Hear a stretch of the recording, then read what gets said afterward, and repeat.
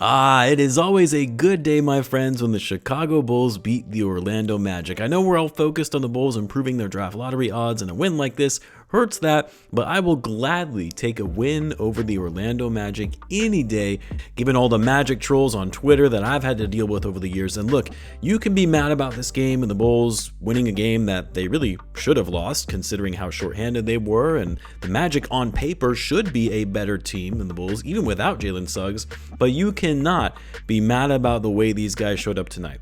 How they composed themselves despite being down in the fourth quarter, despite the officiating not being on their side, despite both of their bigs getting in foul trouble, fouled out early in this game against a Magic team that has significant size advantage over them in general. And you cannot be mad about the performance we saw from Coby White tonight. I hate using the term masterclass because I think it gets way overused, but that was a masterclass if I ever saw one, especially in the fourth quarter in those final minutes to put the Bulls on his back to close out this game. A career high 44 points on 16 for 28 shooting. He made 7 threes, going 7 for 15. He was getting it done on all levels, penetrating to the hoop and finishing over guys way bigger than him, drawing contact and getting to the foul line, moving well without the ball to get open even after the Magic started double teaming him. And man, how about that throwdown to give him a new career high, that throwdown slam on Paolo Banchero? That's the second time Coby has done that to him in his career, by the way.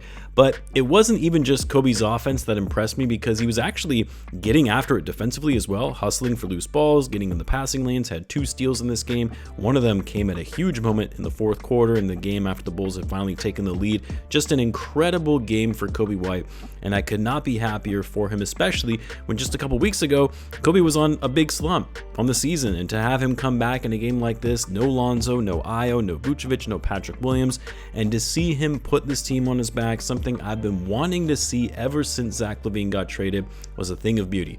Now, one thing I'll say regarding the Magic, and I talked about this in one of my recent videos on the NBA channel, but the way they play is very, very slow. Heavy isolation style of offense where they don't put up a lot of threes and they just try to get to the foul line. It's a very boring brand of basketball, in my opinion. I mean, this game went exceptionally long, almost 3 hours, because of all the stoppage on the fouls. And this is why I always say, the Magic, as good and talented as they are, as young as they are, they will not be a serious team, a serious contender, if they don't adopt a modern style of NBA basketball where they play faster and move the ball well. Like, I'm not even saying they necessarily need to take more threes, even though that would help since they're dead last in the league in 3-point percentage and threes made, but they have to play faster and they have to have better ball movement.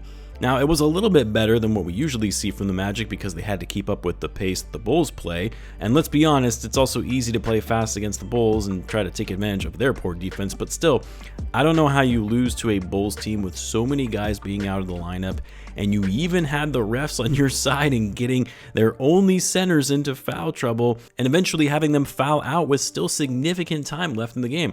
Zach Collins only played 12 minutes in this one and got fouled out. Now, the defense of the Bulls bigs could have been better. I mean, you have to know the Magic. I mean, you're just going to keep pounding the ball inside. And yes, the Bulls bigs were aggressive. The effort was there.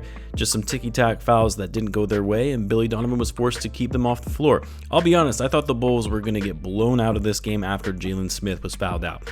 Like, the game was still close at that time, but when you don't have either of your centers against the length of the Magic, who had been punishing the Bulls in the paint, I thought the Magic would close out this game similar to what we saw from the Cavs the other night in the final 7 minutes. So major props to the Bulls for continuing to push, continuing to get stops by not fouling towards the end of the game. Huge game for Modest and Julian Phillips, who had to close this one out as the Bulls quote-unquote bigs with some great defensive effort. I mean, Modest had 3 blocks in this game, some big-time blocks on Franz Wagner. Modest had 11 points in the first half, but didn't score in the second.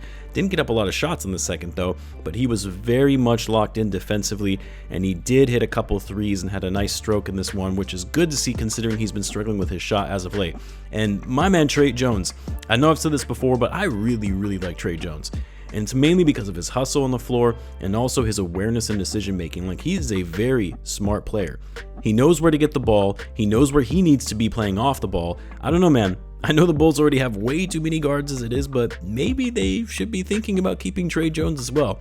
He had 20 points in this game, some big buckets in the fourth quarter, most of those coming inside over the Magic's bigs, 5 rebounds, 4 assists, great game for Tre Jones. And then, of course, Josh Giddey, you know, I tweeted right before tip-off that Giddey was going to get a triple-double in this game, and he just came up short, just being shy by 1 assist, 19 points, 13 boards, 9 dimes. And the thing that has been surprising me most about Giddey more recently has been his ability to get to the foul line. Like, that was always another knock people would have against him in his offensive game, is that he can't shoot and he doesn't get to the line. Like tonight, he didn't shoot the ball especially well. He was 6 for 14, but he made the Magic pay, getting inside, getting them into foul trouble, and was able to generate offense that way. Man, how did the Bulls out-rebound the Magic in this basketball game? And it wasn't even by a slim margin either. They out-rebounded them 48-33. Well, I guess when you shoot as poorly as the Magic did, 46%, 9 for 33 from 3, it's naturally going to allow the Bulls to get more rebounds. But even still, you're talking about a team that has a ton of bigs versus a team that is mainly comprised of guards that were without their starting centers and their 2 other centers who got fouled out of the game early.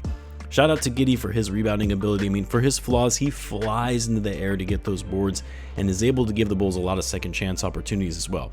The Bulls do need to shore up their turnovers though. 18 turnovers, that cannot happen. And like I said, it's shocking that we were able to still win this game even with the amount of turnovers. I say that though, although what should we expect? It's a pretty young team, a pretty inexperienced team that was without their 2 veteran players in Vooch and Lonzo. Naturally, turnovers are going to happen. So anyway, Magic fans can get out of here with all that noise and getting hyped over a nice regular season and first round exit last year. Yes, not having Suggs is a big loss for them, but they should not be as bad as they've been playing with Banchero and Wagner in the lineup. They really shouldn't. And can we stop with all this nonsense of either of those guys being superstars in this league? They're not even close to that level and are just inefficient, high-volume scorers that don't space the floor. Sorry, but someone's got to say it.